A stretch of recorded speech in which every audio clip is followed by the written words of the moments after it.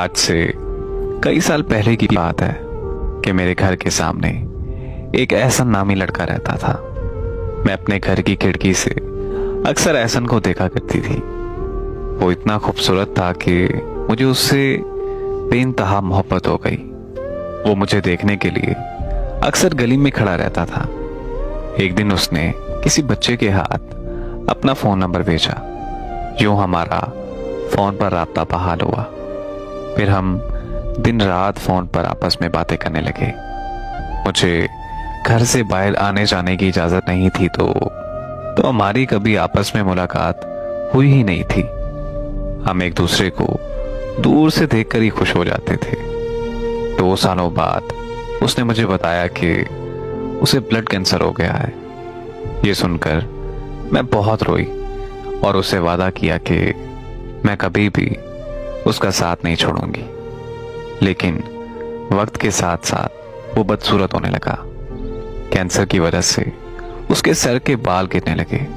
यहां तक कि मुझे उससे देखकर खौफ आने लगा तो मैंने उससे बात करना बंद कर दी।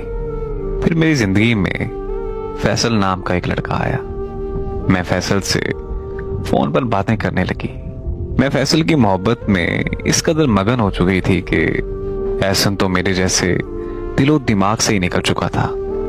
लेकिन मैं जब भी स्कूल जाती और वापस आती तो एहसन मुझे देखने के लिए गली में बैठा होता था। जब मैं दूसरी तरफ मुंह करके गुजर जाया करती थी। और फिर एक दिन मुझे खबर मिली कि एहसन का इंतकाल हो गया है। एहसन की मौत के बाद मेरी जिंदगी का बुरा वक्त शुरू हो गया। मुझे फैसल ने किसी और लड़की के लिए छोड़ दिया। मोहब्बत का दर्द जाना तो मुझे एहसन का दर्द समझ आया। ये समझ आया कि एहसन मेरी वजह से किस कदर किन किन तकलीफों में मुब्तला रहता था।